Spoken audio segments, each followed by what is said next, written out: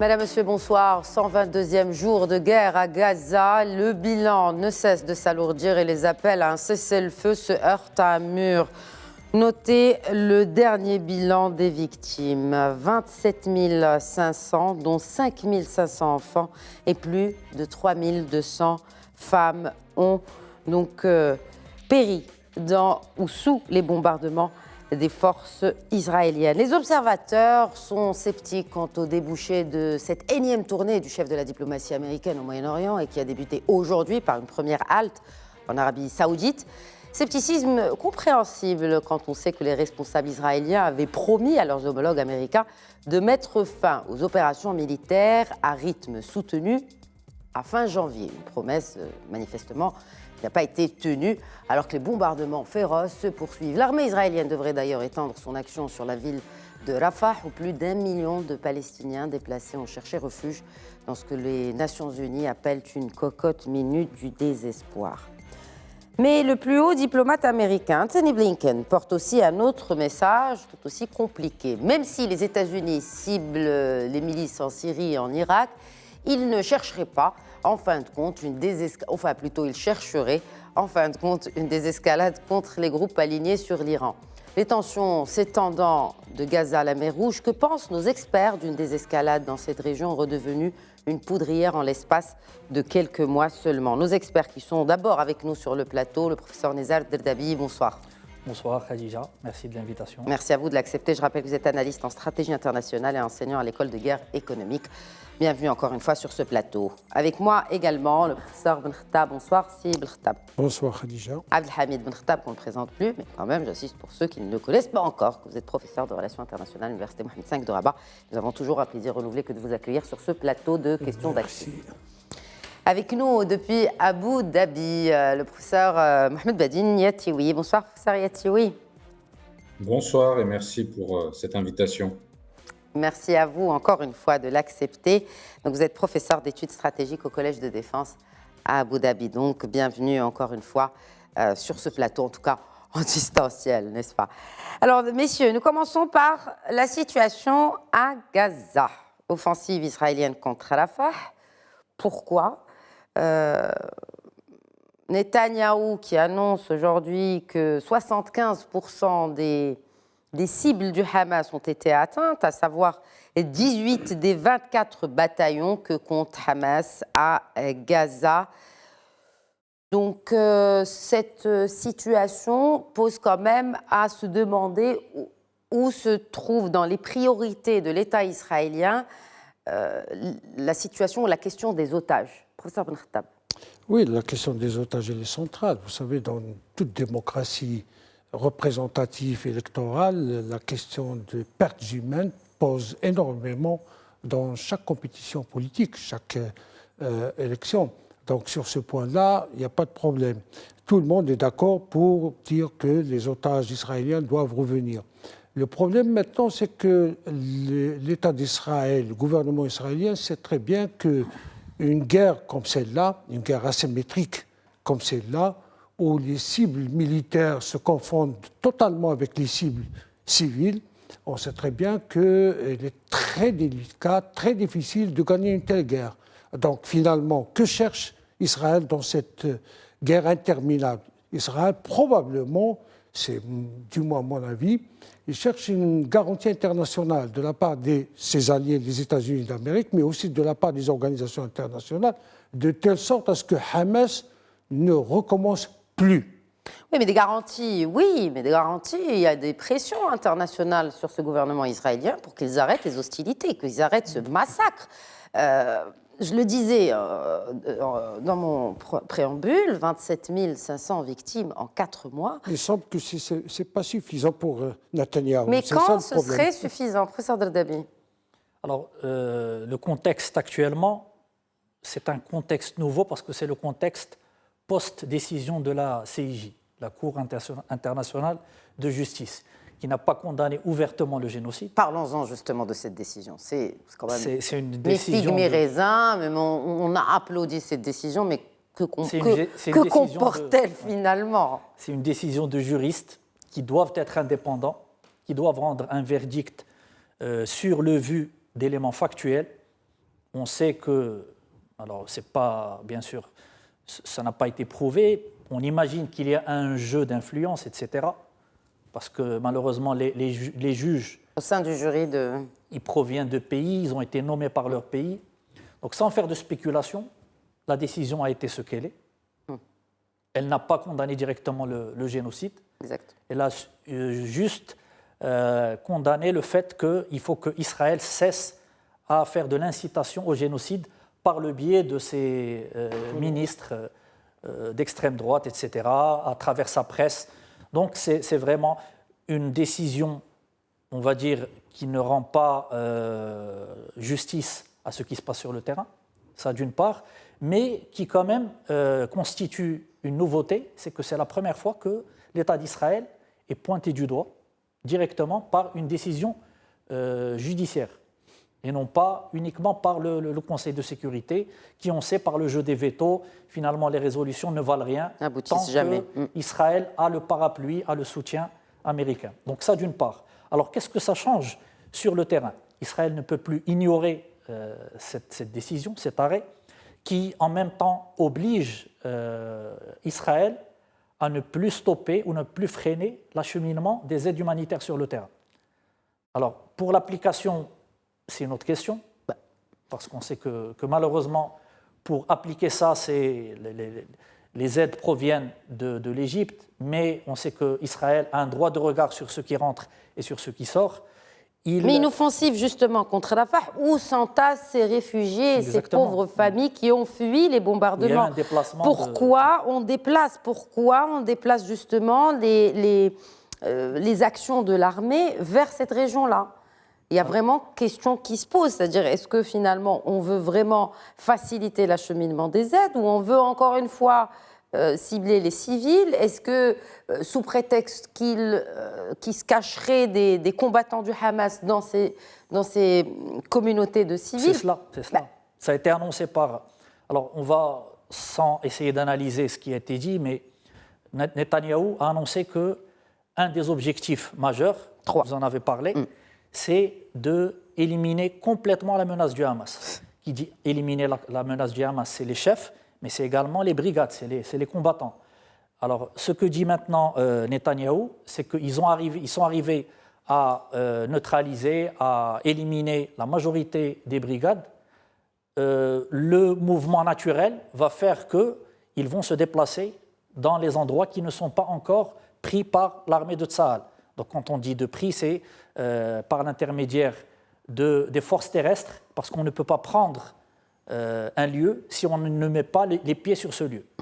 Donc, on va dire que la majorité des combattants, des brigades, des bataillons qui sont encore opérationnels sont à Rafah. Et pour eux, le but, il est dit, il est annoncé et il est assumé. Ils vont aller jusqu'au bout.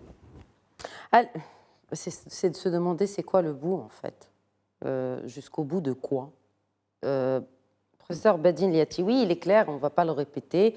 Comment déjà venir à bout de cette organisation du Hamas, comment atteindre ses objectifs, je rappelle justement ses objectifs, et que Israël ne pliera pas devant les demandes de ses propres citoyens, ces familles des otages qui ont eu une réunion avec Netanyahou, soit il les a reçus, mais in fine, c'est pour déclarer qu'Israël ne cessera pas ses combats avant d'avoir atteint les deux objectifs principaux. Après, il va en rajouter un troisième, à savoir, c'est ce qu'on a dit, détruire les capacités militaires et de gouvernance du Hamas à Gaza et garantir la remise en liberté des otages. Mais cela vient en second lieu.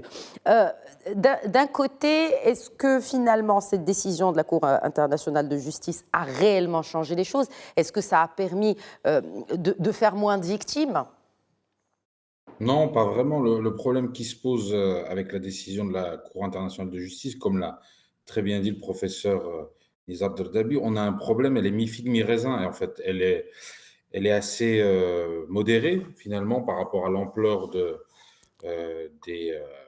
nombre de morts et aussi de la durée, finalement, de ce conflit et aussi de l'impact que ça a. Alors, bien entendu, l'image d'Israël auprès de l'opinion publique internationale empire, de fait 28 000 morts, c'est énorme. Et le problème fondamental pour Benjamin Netanyahou, c'est l'absence de véritable stratégie et de vision claire. On voit qu'il est dans une stratégie de survie politique, puisqu'il veut se maintenir le plus longtemps possible au pouvoir pour différentes raisons, certaines qui lui sont personnelles suite à des problèmes, des déboires judiciaires. Mais il y a évidemment un véritable problème à la fois de méthode et à la fois d'objectif. Comme vous l'avez dit, quand on veut détruire le Hamas, est-ce qu'on veut détruire sa branche militaire qui est à Gaza, sachant qu'il y a aussi une partie de la branche militaire qui est au Liban, qui est à Beyrouth, donc on voit le risque d'extension régionale, et je pense qu'on va en parler. Ils ont d'ailleurs tué le numéro 2 à Beyrouth il y a quelques semaines, vous vous souvenez. Pour le coup, c'était vraiment une frappe chirurgicale. Là, il n'y a pas eu, on n'a pas tué 300 personnes dans le bâtiment, c'est-à-dire que on avait les listes, on les a éliminées, et c'est bon, on passe à autre chose. Exactement. Maintenant, le risque, c'est est-ce que le Hamas, en tant qu'organisation, peut être détruit en termes d'idéologie politique. Il porte une certaine idéologie qui a ses partisans au sein de la population palestinienne. La branche politique est à Doha. Ça engendre tout un tas de questions sur l'après, puisque une fois, parce qu'il faudra bien qu'à un moment donné, ce conflit s'arrête et que l'on passe à une autre phase qui est celle de la négociation et de la mise en place d'une autorité politique. Alors, l'objectif de beaucoup de partenaires d'Israël, notamment les Occidentaux, mais aussi de beaucoup de gouvernements arabes, ça serait d'avoir une autorité palestinienne revivifiée avec Gaza et la Cisjordanie sous la même, on va dire, autorité. Sortir de cette impasse de la division entre Palestiniens. Mais on voit que la destruction de Gaza... Est-ce que vous pensez... Est-ce qu'il y a moyen, parce qu'on a entendu pendant tout le week-end qu'il y avait des rumeurs d'une trêve, le Hamas avait ses conditions, on était sur vraiment le point peut-être d'entendre qu'il y aurait une autre trêve comme celle, ce fut le cas, il y a eu un échange d'otages, mais juste après ces rumeurs-là, on a l'annonce de Netanyahou, nous n'arrêterons pas, nous ne cesserons pas tant qu'il n'y a pas nous assure que la bande de Gaza ne sera plus jamais utilisée comme une plateforme de lancement pour des attaques terroristes visant Israël. Oui, après, comme je vous l'ai dit, Benjamin Netanyahou est dans une stratégie de vouloir faire durer le conflit le plus longtemps possible. Puisqu'à partir du moment où le conflit s'arrêtera, on ira vers des élections en Israël au niveau de la Knesset. Et toutes les projections donnent le Likoud largement perdant. Et Benjamin Netanyahou perdrait son poste de Premier ministre avec tout un tas de conséquences. Est-ce que des pressions internationales ont un quelconque effet sur ce cabinet de Netanyahou ? Les seuls, on en revient toujours à la même chose, les seuls qui pourraient vraiment exercer une pression s'ils le souhaitaient et de manière beaucoup plus forte sont les Américains. Comment ? Ils viennent de débloquer 17 milliards pour Israël, 17 milliards de dollars ce week-end. C'est tout le problème. Au-delà des 17 milliards, si on prend d'un point de vue historique, depuis c'est juste parce que c'était la dernière info. Depuis la création de l'État d'Israël, il y a eu 158 milliards de dollars d'aide américaine qui ont été donnés à Israël. Maintenant, on est dans une année électorale et Joe Biden, comme Anthony Blinken, son secrétaire d'État, sont dans une situation très compliquée. C'est-à-dire que ne pas soutenir le gouvernement israélien leur pose un vrai problème par rapport à une partie de leur électorat, et continuer de soutenir Netanyahou et son gouvernement de droite et d'extrême droite pose un autre problème, puisqu'il y a un risque que la gauche du Parti démocrate s'abstienne lors de l'élection présidentielle du mois de novembre. Donc on est face à une véritable impasse pour eux. Il va falloir qu'ils trouvent vraiment une combinaison politique assez maligne pour pouvoir s'en sortir. Maintenant, tout le problème, par rapport à votre question, c'est que le gouvernement israélien, mis à part la pression américaine, il n'y a pas d'autres éléments, et Netanyahou lui-même l'a dit, et Ben Gvir aussi, le ministre Sécurité nationale, ils ont très bien dit tous les deux que les Américains ne pourraient pas leur mettre la pression. Ben Gvir allant jusqu'à dire qu'il trouvait que le soutien américain était trop faible vis-à-vis des Israéliens. Donc vous voyez, il y a plusieurs manières de voir les choses. Du côté du Hamas, on a les diplomates qataris et les diplomates égyptiens qui s'efforcent d'essayer de trouver une solution, voir combien d'otages pourraient être libérés, parce qu'on a un otage pour peut-être 100 prisonniers palestiniens. Il faut que les Israéliens soient d'accord. Quel type de Palestiniens ? Est-ce qu'on irait jusqu'à libérer un leader comme Marwan Barghouti, qui pourrait être ensuite un acteur clé au moment de on va dire, la reconfiguration politique, on est face à des éléments très, très complexes. Et puis, on a tout un tas d'autres acteurs, et je pense qu'on en parlera avec mes chers collègues et avec vous, cher Khadija, c'est qu'on a aussi des acteurs régionaux, notamment l'Iran et les acteurs qui lui sont plus ou moins liés, qui cherchent aussi à déstabiliser et à maintenir une forme de pression régionale. Donc ça, c'est très compliqué à mettre en place.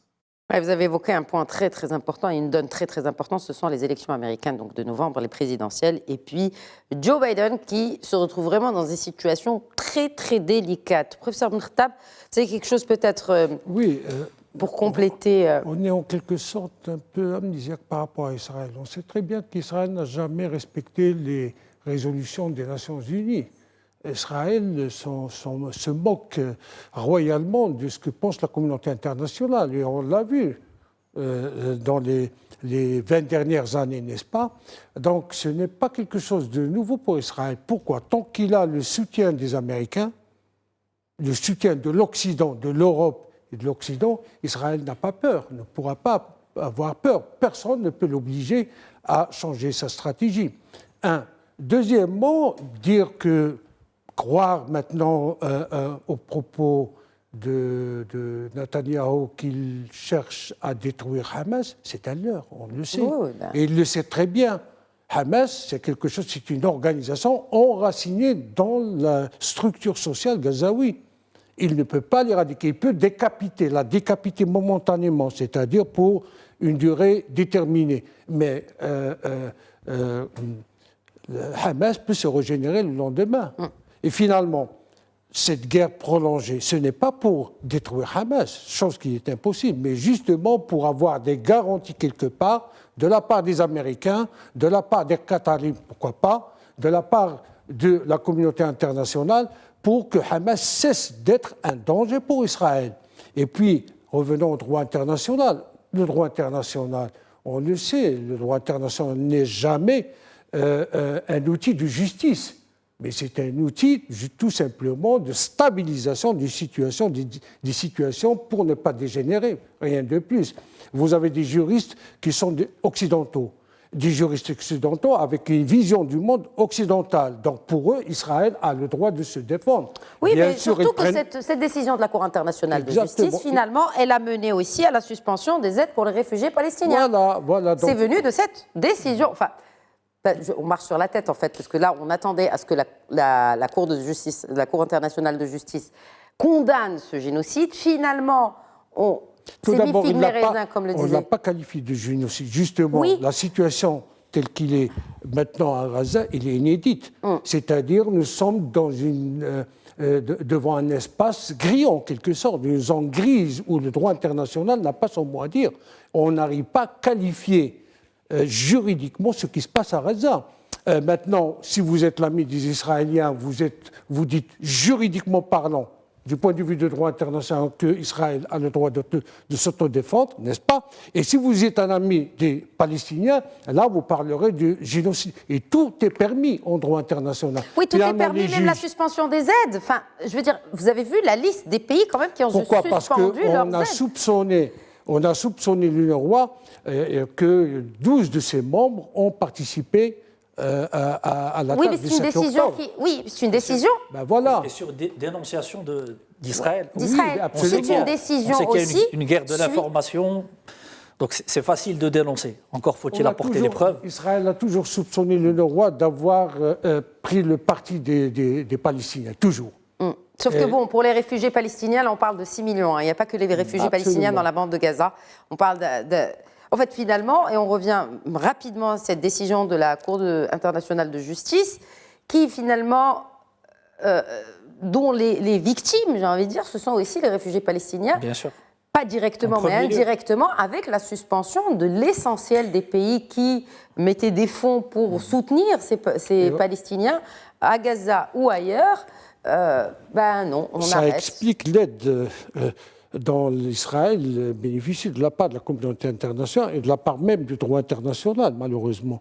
Même le droit international n'est pas clair. Oui.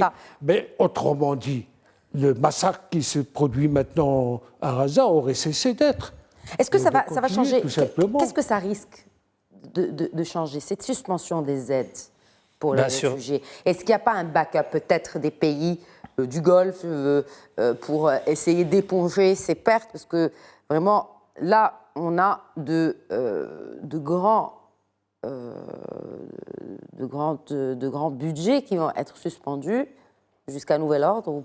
Sur le plan strictement financier, ils en ont les moyens et la volonté politique existe. On sait que c'est l'État du Qatar qui finance tous les fonctionnaires dans la bande de Gaza, donc les fonctionnaires des différents ministères, des différents services.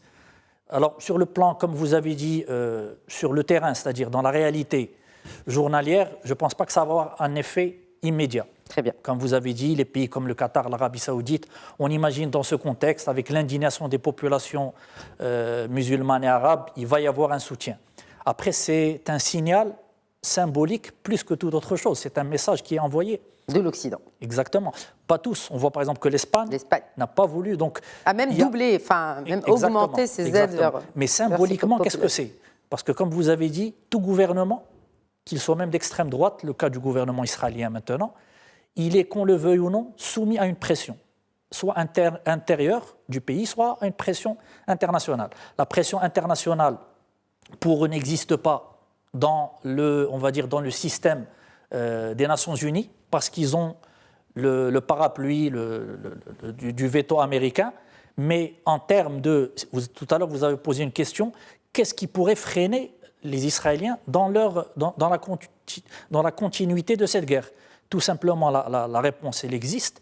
C'est le soutien militaire et économique. Soutenir l'effort de guerre pour tout pays, on l'a vu pour la Russie, c'est ce qu'il y a de plus difficile.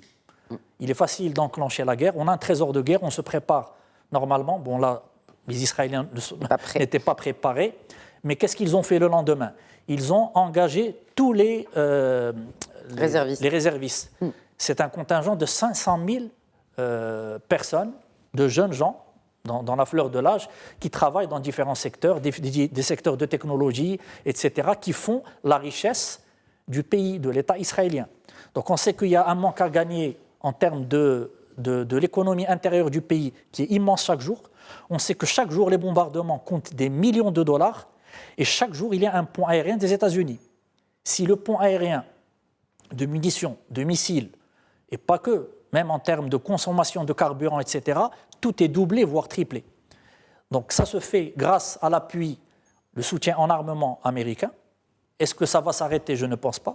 On en a discuté, donc c'est la pression interne, c'est l'arrivée des prochaines élections, etc. Non, mais est-ce qu'il écoute la Russie, le cabinet de Netanyahou? On a l'impression vraiment. Il y a même une pression au sein même du cabinet. Il y a même certaines rumeurs qui ont filtré comme quoi vraiment on ne s'entend plus au sein même de ce même cabinet et qu'il y a vraiment des frictions qui sont palpables.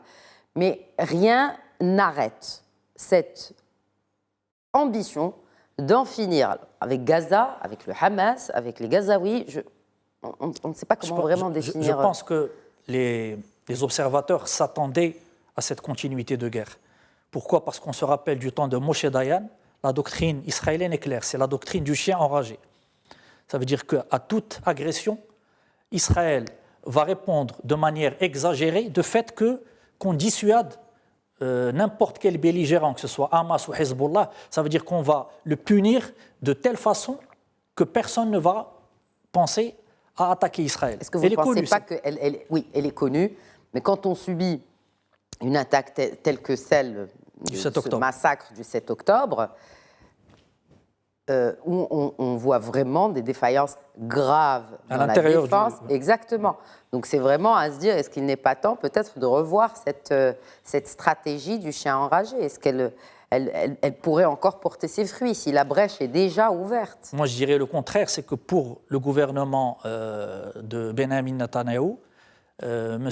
Badil Liachoui l'a très bien dit tout à l'heure, c'est que pour lui, tant que le conflit dure, c'est une bonne chose pour lui. Sur le plan politique, sur le plan judiciaire. On en est là. Et pour lui, c'est une opportunité. Pourquoi? Parce que cette attaque, pour la première fois, il n'a pas de résistance interne.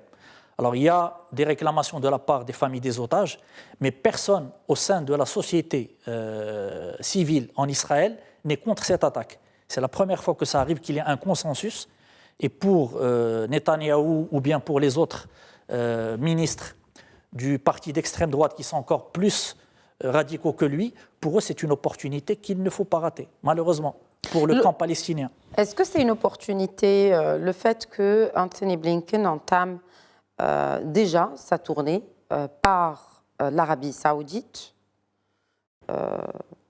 rencontrer le prince héritier Mohammed Ben Salman et faire peut-être avancer les négociations vers... Quel est le rôle aujourd'hui de Riyad dans cette équation? On connaît les rôles classiques, hein, l'Égypte, la Jordanie, le Qatar, bien évidemment, mais l'Arabie Saoudite. Et pourquoi commencer par Riyad? Mohamed Vadil Yatioui, puisque vous êtes dans la région. Il y a une importance, évidemment, diplomatique. C'est tout à fait logique que Blinken commence par Riyad et ensuite il passera par les autres monarchies du Golfe, avant certainement la Jordanie. On sait que Mohammed Ben Salman, le prince héritier saoudien et actuel Premier ministre, était en train de négocier une forme de normalisation avec les Israéliens avant le 7 octobre. On a toujours dans les tuyaux certaines discussions qui existent. Bien entendu, on sait que, et vous l'avez tous très bien dit, les pays du Golfe seront amenés à jouer un rôle financier. On voit par exemple qu'avec l'Agence des Nations Unies, dont les vivres ont été coupés, les Émirats arabes unis, par exemple, ont mis la main à la poche assez vite. Mais là, on sait que pour l'après, il va falloir reconstruire Gaza. Il va falloir aussi négocier un certain nombre d'éléments pour la construction et la constitution d'un État palestinien. Et les pays du Golfe, et bien sûr le premier d'entre eux, l'Arabie Saoudite, seront amenés à jouer un rôle. Sachant en même temps que quand on prend, il y a une enquête qui a été faite, une espèce de sondage très récemment en Arabie Saoudite, il y a peut-être 2 semaines maintenant, où il disait que 96% des Saoudiens étaient opposés à toute normalisation avec Israël désormais. Donc, il va falloir que la monarchie saoudienne prenne ça en compte, bien entendu, avec bien entendu aussi la volonté de maintenir des canaux de discussion avec les Israéliens et bien entendu avec les Américains qui restent des partenaires importants malgré les différentes tensions de ces dernières années. Il va falloir réussir à conjuguer tout cela. Et pour Blinken, avoir le soutien des Saoudiens, avoir le soutien des Émiratis, des Qataris, quelles que soient les positions des différents leaders nationaux, c'est nécessaire. Mais est-ce que c'est nécessaire plus vis-à-vis de ce qui se passe à Gaza ou vis-à-vis du Yémen? Vis-à-vis des deux, puisque si vous voulez reconstruire Gaza et si vous voulez avoir un gouvernement d'unité nationale... Mais on n'en est pas encore là, il y a encore les hostilités qui sont en cours. Comment on peut penser à l'après alors qu'on n'a même pas réussi à décrocher cette trêve, encore moins un cessez-le-feu pour éventuellement envisager l'après-guerre? La guerre est toujours là. Bien, je pense qu'il y a déjà au sein de la diplomatie américaine et notamment de l'équipe Blinken des gens qui pensent déjà à la suite et notamment on a par exemple des Israéliens qui ont, notamment dans l'armée israélienne, ils ont évoqué la création d'une zone tampon. Les Américains sont en train de voir si cette zone tampon serait sur le territoire palestinien de Gaza ou en dehors. Les Israéliens veulent que ce soit Gaza qui soit grignoté d'1 kilomètre. Donc, pour créer une zone tampon, pour se protéger en vue d'une future attaque comme ce qui s'est passé le 7 octobre pour ne pas que ça se reproduise. Les monarchies du Golfe ont toutes des positions différentes. Le Qatar, mes collègues l'ont très bien dit, soutient le Hamas. On a les Émirats arabes unis, par exemple, et l'Arabie saoudite qui sont sur des positions anti-Hamas, qui voudraient que ce soit d'autres acteurs et d'autres personnalités palestiniennes qui soient mises en avant. Donc Blinken, s'il se déplace et il fait cette tournée-là, c'est pas uniquement pour obtenir un cessez-le-feu, c'est pour commencer à prendre le pouls et à discuter un peu de l'après. Et c'est vrai que ça paraît, je suis d'accord avec vous, la Khadija, ça paraît très difficile à comprendre alors que les gens continuent d'être bombardés, de mourir et d'être déplacés. Mais on est dans ce temps-là de aussi la négociation en parallèle et à côté du cessez-le-feu. L'après, qu'est-ce qui va se passer? Quel type d'autorité on va mettre en place? Est-ce que les Israéliens vont se maintenir à Gaza? Est-ce qu'ils vont laisser la place à une administration palestinienne? Si oui, laquelle? Comment mettre en place quelque chose sans le Hamas? Comment est-ce que les Palestiniens eux-mêmes vont l'accepter? Comment les pays de la région vont l'accepter? Parce qu'il y a aussi l'Égypte et la Jordanie, il n'y a pas que les monarchies du Golfe. L'Égypte et la Jordanie ont un rôle clé à jouer. Quelles conséquences pour le Liban? Donc, vous voyez, il y a plein d'éléments. Et comme vous l'avez très bien évoqué, il y a aussi cette question du Yémen et maintenant du détroit de Bab el-Mandeb avec les Houthis qui portent atteinte au commerce international. Donc, on voit qu'on est face à des équations avec plusieurs inconnus pour le moment. Plusieurs inconnus, mais ce qui est connu, et ce qui est incompréhensible quand même, c'est comment des rebelles, donc les Houthis, avec le peu de moyens qu'ils ont, peuvent mener une véritable guerre contre les intérêts israéliens, ou en tout cas, et américains, sur ce passage de Bab el-Mandeb, alors que c'est ce qui coûte le plus cher, le naval, je veux dire, c'est quand même, il faut un arsenal naval pour faire autant d'impact. Oui, ils nous ont bien détrompés, ça c'est sûr. Ils ont les moyens parce que derrière il y a l'Iran.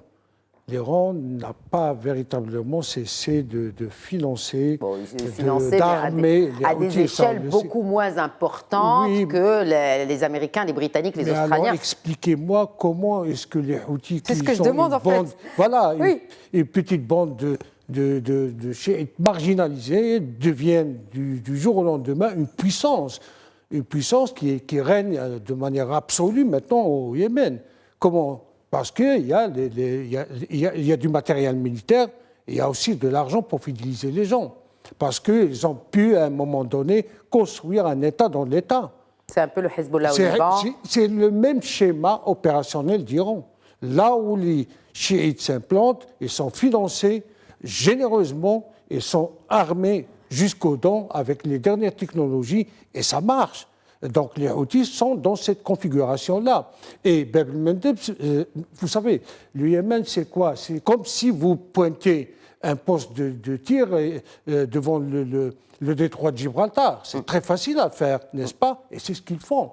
Donc atteindre des objectifs civils d'ailleurs, ce ne sont pas des objectifs militaires, des bateaux, normalement, on peut les il y a eu quand même des cibles, il y a eu des attaques sur des navires américains. Et puis des navires de guerre. Voilà, n'oubliez pas que les guerres asymétriques ne se gagnent pas. Là aussi, il faut prendre un petit moment. Pourquoi? Parce que vous ne sommes pas devant des armées bien structurées avec lesquelles on peut faire une guerre frontale. Ce sont des petits groupes dispersés par-ci, par-là, qui peuvent frapper à tout moment, se retirer, disparaître dans la nature. Donc, vous n'êtes pas devant une armée officielle que l'on peut détruire, que l'on peut briser, que l'on peut vaincre, dans ce sens-là. Donc, les Houthis, finalement, l'Iran joue la carte de son positionnement au Proche-Orient. C'est tout à fait normal. Et justement, Hamas, je me pose la question, pourquoi le choix de l'Arabie Saoudite comme première halte, comme première escale pour Anthony Blinken dans la région? Parce que vous savez, l'alchimie du Golfe, l'équation centrale, c'est Riyad. Vous savez, de par sa taille, de par sa puissance, de par aussi les ramifications. De par le fait qu'ils aient normalisé leurs relations avec Téhéran? Oui, là aussi, il y a un petit problème avec les Américains. Et justement, Blinken a commencé par Téhéran pour revoir peut-être comment faire pour arrêter justement cette normalisation avec l'Iran. Parce que le vrai danger maintenant actuellement au Proche-Orient, ce n'est même pas Israël, ce n'est même pas Hamas, c'est l'Iran. C'est par l'Iran que tout se passe, que ce soit au Liban, que ce soit au Yémen, que ce soit en Palestine, en Irak. Il y a toujours l'Iran derrière. Donc finalement, les Américains le savent très bien. Et commencer par Téhéran, c'est aussi commencer par Riyad, c'est aussi chercher un allié sûr. Alors, nous savons très bien que Riyad est un allié sûr, et c'est une valeur sûre dans dans ce chaos du Proche-Orient. Et finalement, si jamais l'Amérique, les États-Unis d'Amérique ont le soutien de l'Arabie Saoudite, on peut chercher une trêve, parce que ce que cherche actuellement, maintenant, here and now, ce que cherche Blinken, c'est une trêve. C'est une trêve humanitaire pour satisfaire l'opinion publique interne américaine d'abord. C'est ça. Qui, à un moment donné, ça devient trop, n'est-ce pas? Et il est en train maintenant de dire que finalement nous bougeons, nous faisons quelque chose au profit de la population gazaoui. Oui, c'est ce qu'il dit d'ailleurs dans la tweet cela, c'est-à-dire que je vais pour l'humanitaire. La trêve, c'est pour des raisons humanitaires, ce n'est pas un cessez-le-feu définitif. En aucun cas. Nous sommes encore loin de ce schéma. Est-ce qu'on est encore loin d'un cessez-le-feu, justement, de ce schéma, et on est encore loin d'une désescalade, selon vous, professeur Derdabi? qu'on est loin d'une désescalade ou on se rapproche d'une escalade dans la région? Je parle de l'Irak, de la Syrie et bien évidemment du Yémen, parce que là, on attaque le Yémen. Il y a même eu des frappes proches de Sanaa. Donc c'est à se poser la question, est-ce que finalement les États-Unis vont penser à faire marche arrière ou continuer leur... En fait, ce sont des... c'est une réaction aux frappes qui ont ciblé leurs intérêts dans ces trois pays que j'ai cités. Si on fait une lecture froide et pragmatique, tous les signaux maintenant sont au rouge, malheureusement. Pourquoi? On l'a dit, le premier signal, qu'est-ce qui a déclenché maintenant ce conflit? C'est la volonté de Netanyahou de, on va le dire directement, massacrer, punir toute la population gazaoui. Après ce qui s'est passé le 7 octobre, oui. C'est clair, maintenant, tous les moyens sont mis, donc du côté israélien, rien ne va changer. Ce qui a changé dernièrement, au début du conflit, il y avait une peur d'embrasement avec la possibilité que le Hezbollah rentre avec tous ses moyens dans la guerre. Ça n'a pas été fait, à mon sens, pour une seule raison. Non, c'est juste la menace américaine était tellement forte, et puis les Américains l'ont dit, si un autre acteur vient appuyer le Hamas, il va, d'ailleurs c'est pour ça que les États-Unis ont mis 2 groupes navals, avec le plus gros porte-avions, mais aussi avec toute la flotte qui va avec. Exact. Donc c'est une flotte qui a la capacité de détruire complètement le Hezbollah. Le Liban, hein, le Hezbollah. Bien sûr. Enfin, ce petit pays, donc ça d'une part. Alors ce qui se passe à côté, c'est que l'Iran, dans un contexte, on sait, où il y a un bras de fer avec les États-Unis depuis des années, depuis la sortie avec Trump de l'accord de retour sur la volonté d'avoir l'arme nucléaire. Alors il y a toujours ces sanctions. Il y a de plus en plus une tension qui s'exacerbe dans l'attente probablement, bon, on ne sait pas, mais les signaux maintenant disent qu'il y a des chances que Trump passe président, donc on risque de voir les tensions s'accroître. Mais déjà de nouvelles sanctions qui ont été émises contre Téhéran. Et l'attaque qu'il y a eu dernièrement, qui a coûté la vie de 3 soldats américains, on sait que ce sont des groupes armés qui sont en Irak, qui sont en Syrie, mais qui prennent leurs ordres d'Iran. Quel est le poids de ces groupes en Irak? Quel est le poids de ces groupes en Syrie aujourd'hui? Que représentent-ils? Ces groupes ont différentes affiliations militaires, politiques, parce que les intérêts sont divergents. C'est un peu comme le Hamas et le Hezbollah. D'accord, ils ont le même ennemi, mais chacun a ses propres. Il y a d'abord une affiliation religieuse, soit chiite, soit sunnite, et on sait que déjà, ne serait-ce que ce point fait qu'il y a beaucoup d'antagonisme entre ces groupes. Il y a l'appui au gouvernement irakien, il y a tout ce qui se passe en Syrie, etc. Mais qu'est-ce qu'ils ont en commun? C'est que d'abord, ils sont financés par l'Iran. Donc, qui dit financer, dit télécommander. Celui qui finance, c'est celui qui commande. Et deuxièmement, ils ont pour ennemi commun, c'est l'axe de résistance dont appelle ses voeux l'Iran, pour lutter contre l'entité sioniste, mais aussi la puissance américaine. Donc, directement sur le terrain, qu'est-ce qui se passe? C'est que ces groupuscules ont eu leurs ordres des États-Unis, plutôt de l'Iran. L'Iran, en menant ses frappes, savent qu'il va y avoir une riposte américaine, et maintenant, je pense qu'il faut s'attendre à un embrasement. On se rappelle ce qui s'est passé en 2020. Un embrasement veut dire la guerre contre l'Iran. Est-ce que les États-Unis vont passer... Parce que le cap d'attaquer peut-être D'ailleurs, on l'a vu ce week-end, les Iraniens se préparent. Il y a même eu des déclarations. Si les États-Unis venaient à attaquer, ou en tout cas à cibler un point sur le territoire iranien, nous n'allons pas hésiter à répliquer. Donc, est-ce qu'on peut arriver à cela? Et ça, d'ailleurs, c'est une question qui a été soulevée dès les premiers jours de la guerre à Gaza. Moi, j'écarte totalement cette possibilité parce que si on se rappelle, en 2020, les Américains avaient assassiné Qassem Soleimani. Oui. C'est le général, le chef, le patron des brigades de la Révolution. Révolutionnaire, oui. La garde révolutionnaire. La garde révolutionnaire. Et en même temps, symboliquement, c'est le personnage le plus aimé. Il a un soutien populaire de tous les pays. C'est quelqu'un qui représente le symbole du guerrier iranien qui défend les valeurs de l'islam, etc.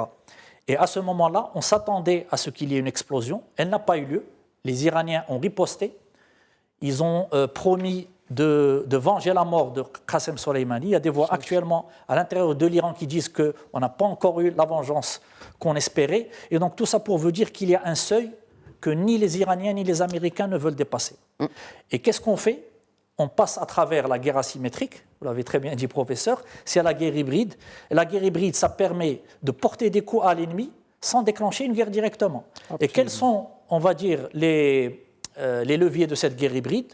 C'est soit des attaques cyber, c'est aussi des attaques de sabotage, c'est ce que promettent maintenant les Iraniens. Les Iraniens menacent de s'attaquer. Ils disent que si la coalition américano-britannique, à travers leurs chasseurs bombardiers, continue de maintenir des raids contre les positions outils, ils vont s'attaquer au câble Internet sous-marin. Oui, ça c'est... Oui. Effectivement, ils ont annoncé cela. Est-ce qu'ils ont les moyens ? Bien Parce sûr. que là, ça couperait Internet à tout le monde. C'est d'une gravité, mais inouïe. Et c'est ce que je vous ai dit. La guerre hybride, 80% de ça permet de s'attaquer. On se rappelle ce qui s'était passé entre l'Ukraine et la Russie. En s'attaquant au gazoduc Nord Stream ou au pont qui reliait la Crimée et la Russie, les dégâts d'une attaque comme ça a plus d'impact qu'une attaque contre des intérêts purement militaires. Si on s'attaque à l'économie, quand on s'attaque maintenant au trafic maritime, on touche l'économie mondiale. On a remarqué une augmentation des prix des denrées, du fret, etc.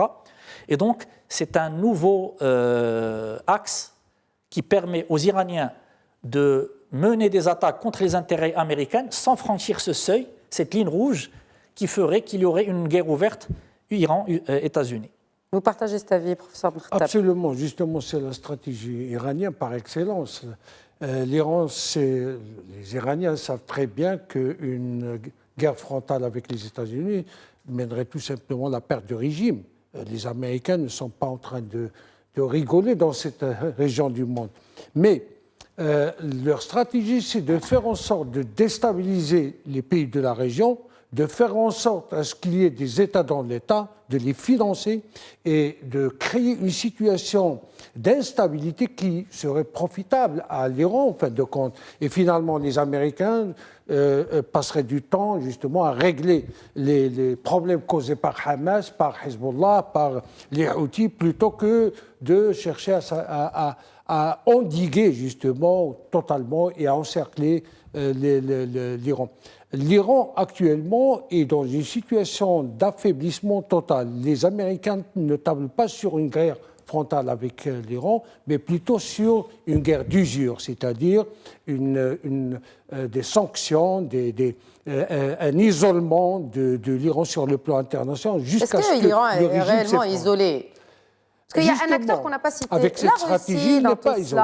Poutine, Moscou. Avec cette stratégie, il n'est pas isolé, puisque les Américains ont ouvert plusieurs, je dirais, fronts. C'est tout à fait normal que cela profite énormément aux Iraniens, mais aussi à Poutine.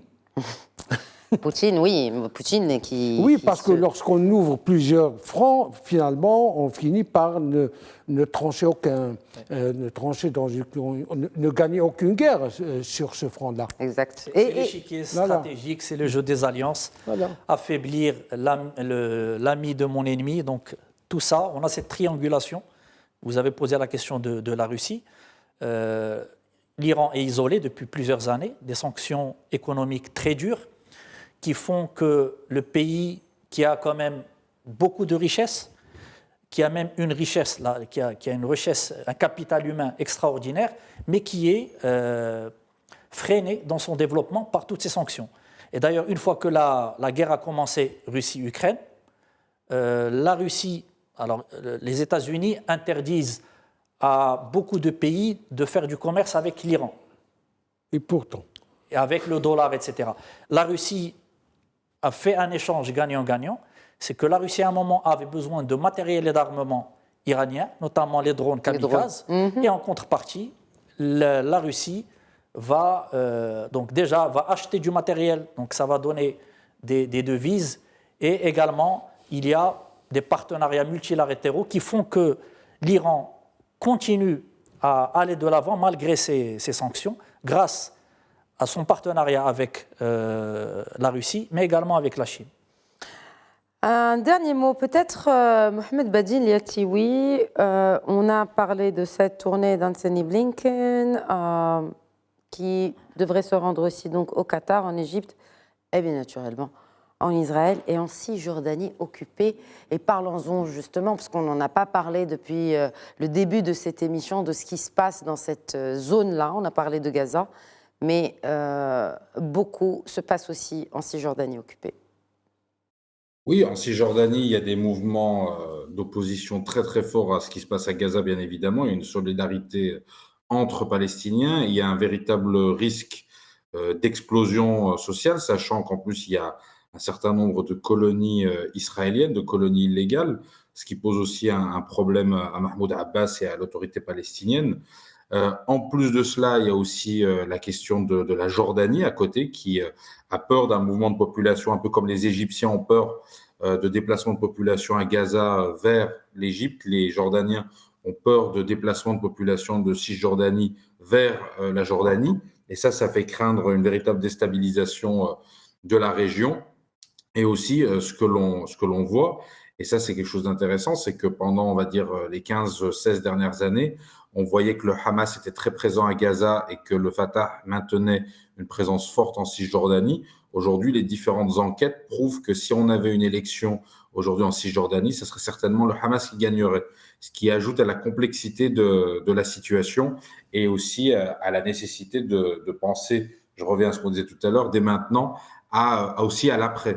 Est-ce qu'on voit que Netanyahou veut faire durer finalement ce conflit pour son propre intérêt, comme je l'ai déjà souligné, mais il y a aussi la nécessité de penser à l'après. Et la Jordanie sera bien évidemment là fortement impactée et sera aussi très écoutée, notamment par rapport aux différents mouvements de population qu'il peut y avoir et aussi aux risques que ça pourrait poser en termes démographiques et en termes de sécurité à l'ensemble de la région. Est-ce qu'il peut y avoir... Est-ce que ces pays-là, par exemple pour l'Arabie Saoudite en l'occurrence, est-ce qu'elle peut se joindre à la coalition déjà en place pour pour contre-attaquer les Houthis? Ça pourrait arriver. Maintenant, le risque, c'est que quand on voit cette zone, par exemple, où les Américains ont été attaqués il y a quelques jours, entre l'Irak, la Syrie et la Jordanie, on voit que, par exemple, on a un groupe comme Kataib Hezbollah, qui est le Hezbollah irakien, qui est différent du Hezbollah libanais. C'est un autre groupe qui est aussi un groupe chiite pro-iranien. On voit qu'il joue un rôle très très important, que bien sûr l'Iran est derrière, et que ça pose un véritable problème sécuritaire qui va au-delà de la zone Irak, Syrie, Jordanie et au-delà des intérêts américains. Ça posera aussi bientôt un problème de sécurité, je pense, aux Saoudiens. Donc les choses sont à prendre en compte. D'ailleurs, juste pour l'anecdote, parce que le professeur Derdabi disait très justement que Qassem Soleimani, qui avait été tué en 2020, en janvier 2020, était très apprécié par la population iranienne. Ce jour-là, le leader du Hezbollah irakien, et Kataib Hezbollah, est mort le même jour lors de la même attaque, Abu Moussa al-Muhandis. Et il a été tué le jour même à l'aéroport de Bagdad. Donc on voit que tout ça est très interconnecté finalement, entre l'Iran, les groupes chiites dans les différents pays arabes qu'on a cités, Yémen, Syrie, Irak ou même Liban, et bien sûr des connexions avec des groupes comme le Hamas, comme le djihad islamique, et que ça ajoute une complexité très très forte, puisque même les pays arabes sont finalement, et les monarchies sont finalement directement touchés, soit la Jordanie, l'Arabie Saoudite, qu'elles le veuillent ou non. Donc elles doivent aussi agir diplomatiquement et peut-être un jour militairement, si elles voient que ça touche à leur sécurité nationale. Et la Jordanie, sur son propre sol, a eu des soldats américains tués, il faut le rappeler.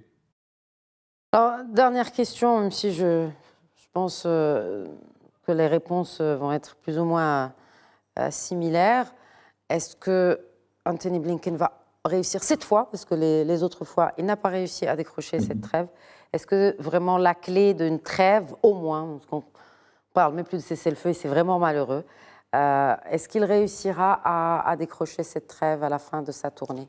Oui, cette tournée vient sur le fond de déclaration de Qatar, que les négociations ont abouti avec le Hamas. Donc je crois qu'il y a probablement dans l'air un accord de trêve qui soit pour des raisons de 6 semaines.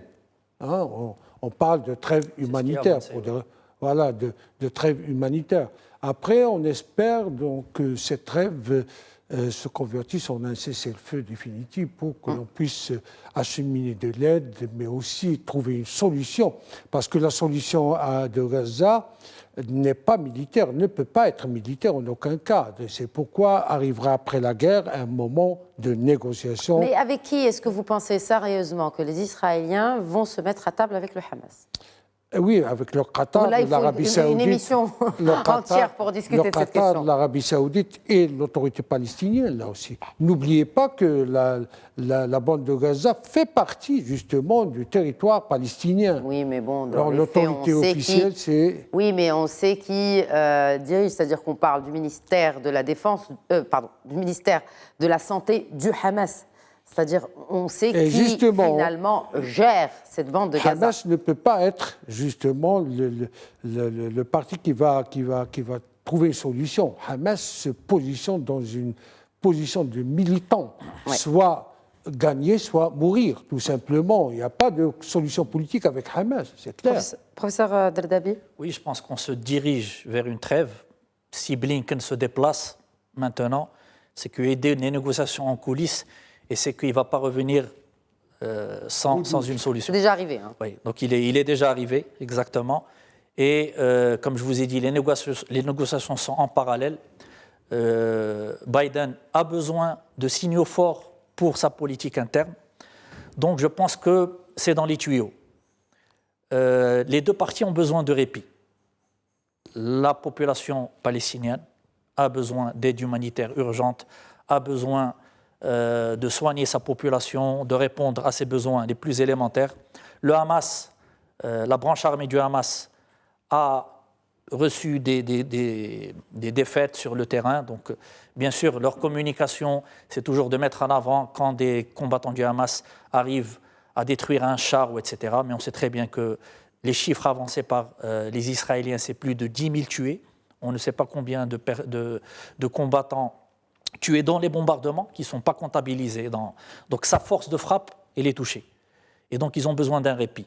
Les Israéliens qui n'avaient pas besoin de répit depuis le début de l'opération, il y a maintenant des voies à l'intérieur du pays où, parce qu'arriver à un certain bilan de pertes, je pense qu'on est à 225 militaires, on va arriver à un seuil où la population israélienne ne va plus accepter tout ce nombre de pertes.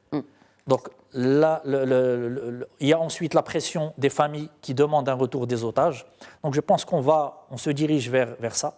Mais Netanyahou dit que le gouvernement israélien va aller jusqu'au bout de ses objectifs. Un dernier mot, Mohamed Badili Atioui, avant de clore ce débat. On espère une trêve et vraiment une sortie de crise, on va dire, sur le long terme. Même si j'en doute très fortement, il faut rester réaliste malgré tout, mais une trêve par rapport à la libération des otages et aussi voir combien de prisonniers palestiniens et lesquels seront libérés en échange. Ça, c'est quelque chose, je pense, de très important. Et aussi voir comment, au niveau humanitaire, les choses pourraient, on va dire, être facilitées. Ça fait partie aussi de ce que les diplomates qataris et égyptiens cherchent à mettre en œuvre le plus rapidement possible pour venir en aide à la population civile palestinienne qui est touchée maintenant depuis bientôt 5 mois par tout ce qui se passe. Merci beaucoup. Merci Mohamed Badili Atioui. Rappelons aussi on ne sait pas combien d'otages sont toujours en vie. Hein. Ça, c'est une des questions qui reste bien sûr en suspens. Merci à vous également, Abdelhamid Ben Khattab et Nézar Dardabi. Merci beaucoup. C'est toujours un plaisir. Merci à vous. Marhaba. Merci à vous pour votre fidélité à l'émission. Très bonne soirée.